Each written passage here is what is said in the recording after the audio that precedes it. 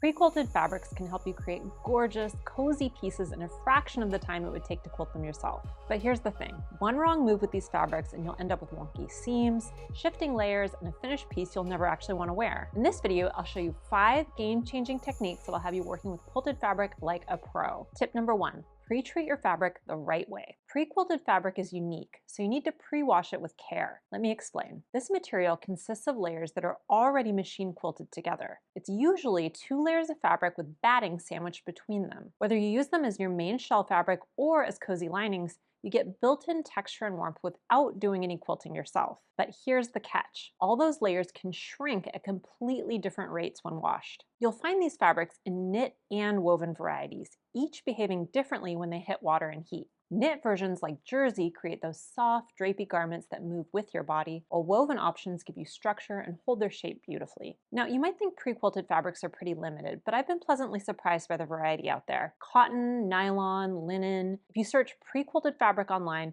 you'll discover options you never knew existed. And if you're feeling adventurous, there's some truly spectacular novelty fabrics available. We're talking couture-level pre-quilted materials with metallic threads, embroidered details, and unusual fiber combinations that'll make your finished piece an absolute showstopper. Okay, so here's why pre-washing matters so much. When those layers shrink at different rates, you get shifting and puckering around the quilting lines. This natural puckering is inevitable as the fabric shrinks around the stitching. I've actually found that it adds character and texture that improves the overall look. It makes it a bit more quilty. You just want it to happen before you cut your pieces, not after you've invested hours in sewing. Always pre-wash using the exact same settings you plan to use for your finished garment. Planning to wash in cold and hang dry? Do that with your fabric. Want the convenience of throwing it in the dryer? Test that too. Different batting types behave differently during washing too. Cotton batting shrinks more than polyester, while wool can felt with too much heat. Understanding your specific fabric composition helps you choose the right pre-washing method and avoid disasters later. Tip number 2, cut in single layers for accuracy. Folding fabric to cut 2 pieces at once might save time with regular fabric, but pre-quilted fabric changes the game completely. When your fabric already has 3 layers, folding it means you're cutting through 6 total layers. And if you're working with lofty batting, that's a lot of bulk for your scissors or rotary cutter to handle cleanly. I've seen people try to force this and end up with pieces that are all different sizes. One sleeve smaller than the other or side seams that don't match. It's frustrating and it wastes expensive fabric. For the most accurate results, cut 1 layer at a time. Use a rotary cutter with a fresh blade. This is crucial for getting clean cuts through all those layers. Blades dull faster when cutting through multiple layers at once, so you want to make sure you're setting yourself up for success rather than headache. Pattern weights work better than pins when cutting, since they won't shift or distort your fabric. I use either traditional pattern weights or some heavier options like large washers from the hardware store. For patterns that call for cutting on the fold, trace your pattern pieces onto tracing paper to create full-size pieces. It's a small extra step that prevents those dreaded size discrepancies I mentioned before. I keep a roll of butcher paper specifically for this purpose. It's wide, affordable, and perfect for tracing larger pattern pieces. One thing many sewists overlook is the quilting pattern direction when laying out their pieces. Some pre-quilted fabrics have directional designs that need all your pattern pieces oriented the same way, similar to working with napped fabrics. Just like with napped materials, this directional cutting usually means you'll need 10 to 25% more fabric yardage than the pattern calls for. Tip number 3.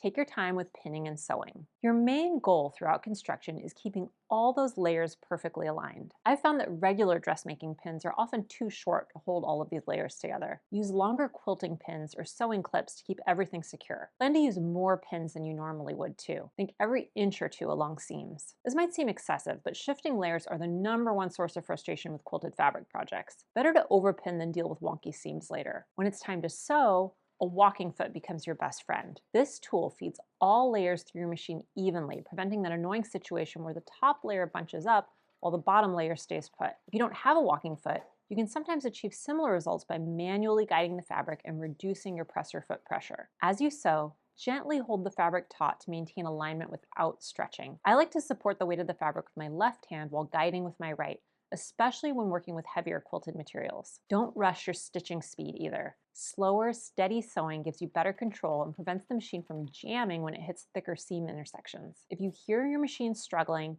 stop and readjust rather than forcing it through. Speaking of projects for pre-quilted fabric, I'm so excited to share that we just dropped the new Ivy jacket pattern. Seamwork members get it this month along with a stunning palm dress, both included with membership. The Ivy is this gorgeous unlined jacket with a detachable scarf collar. and it practically begs to be made in quilted fabric. If you've been on the fence about trying pre-quilted fabric, this pattern might just be the push you need. I'll drop the link in the description. Tip number 4. Reduce bulk with smart trimming and top stitching. With all these fabric layers, your seams can get seriously bulky. Don't be afraid to trim those seam allowances down. Sometimes I'll trim them to just a 1/4 inch to reduce bulk while maintaining strength. Just make sure you're leaving enough seam allowance for your chosen finishing method, whether that's serging, using a zigzag stitch, or binding the edges. Top stitching your seam allowances can also help flatten everything beautifully. Just keep your final design aesthetic in mind, since top stitching will be visible on the outside of your garment. Sometimes that adds to the sporty technical look you're going for, but other times you may want a cleaner finish. For curved seams like armholes,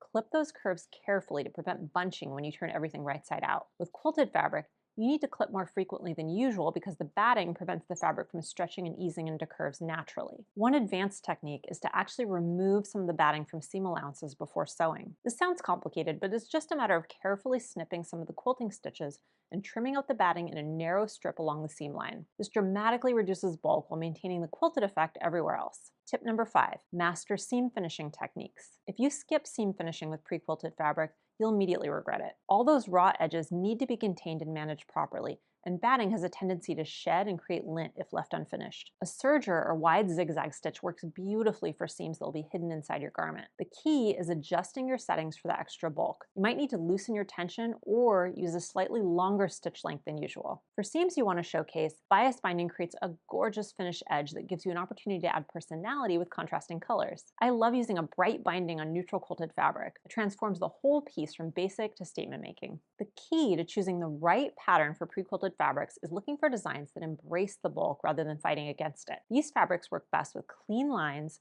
minimal seaming, and relaxed fits that let the fabric's texture be the star. Consider sizing up from your usual size, especially if you're using a pattern that wasn't specifically designed for quilted fabric. The general rule is to go up one size, but if your fabric is particularly lofty, you might need even more ease. Jackets are an obvious choice here. Our Easton jacket pattern gives you that oversized fit with a shawl collar and snap closures. The Basil is a lined quilted jacket with dramatic curved sleeves that creates such a modern silhouette. The Larkin is another great option for a stylish modern look. These patterns are all fully lined, so they would work well with those pre-quilted fabrics that have exposed batting on the wrong side. Our newest release, Ivy, creates a beautifully relaxed, unlined jacket with bound edges that showcase quilted fabric perfectly. Vests are fantastic for beginners since you can focus on the quilted fabric techniques without worrying about setting sleeves. The Jessie vest features a contrasting yoke and lined kangaroo pockets that really highlight the quilted texture. Don't overlook loungewear either. Quilted joggers or wide leg pants create incredibly cozy pieces that feel like wearing a hug. The Joss pants work beautifully with their elastic waistband and flowing wide legs, while the Wit joggers are perfect for a more fitted look with their tapered legs and practical patch pockets. For pants,